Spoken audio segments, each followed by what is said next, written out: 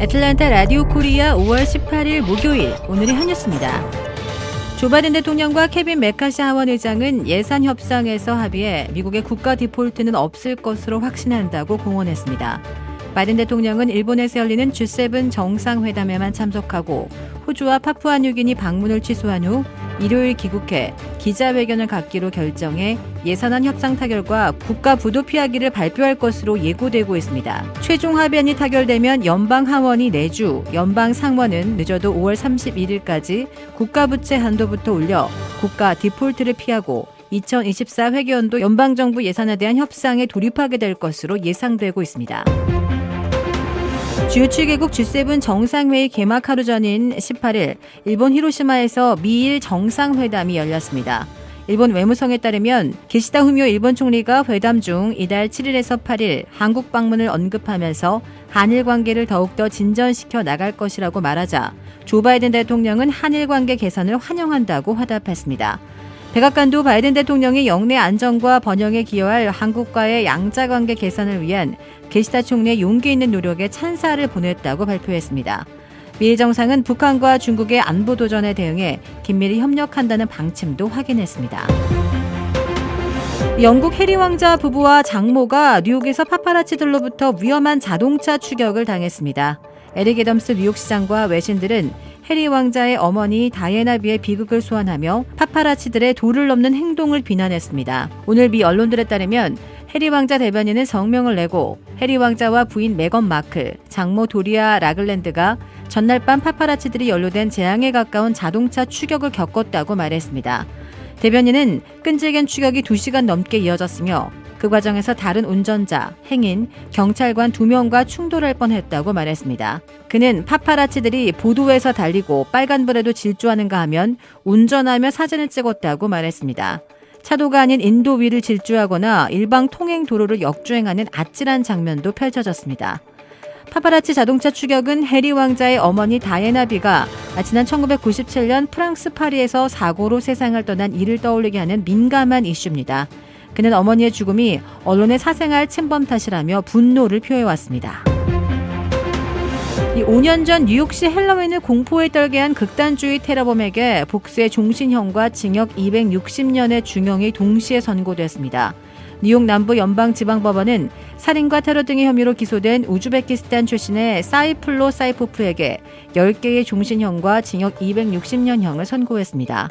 사이포프는 헬로윈데이던 2017년 10월 31일 뉴욕시 허드슨강 주변 자전거길에서 트럭을 고속으로 몰아 8명을 살해하고 12명을 다치게 한 혐의를 받고 있습니다. 이번 재판에서 사형 선고가 내려질지를 놓고 관심이 쏠렸지만 배심원단이 받아들이지 않아 재판부의 사형 선고는 내려지지 않았습니다.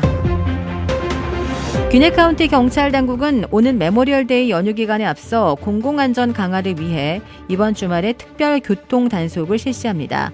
일명 위스키 칠리 작전이라 불리는 이번 특별 단속은 과속, 음주운전, 난폭운전 등 교통 위반을 하는 운전자들을 목표로 단속해 교통 안전을 강화하고자 한다고 전했습니다. 이번 주말에 있을 특별 단속은 사고조사부, 지역사회 대응팀, 항공팀, 특별조사팀, K9 부대, 상황인식 및 범죄 대응센터 간의 협력과 노력으로 이루어질 것이라고 전했습니다.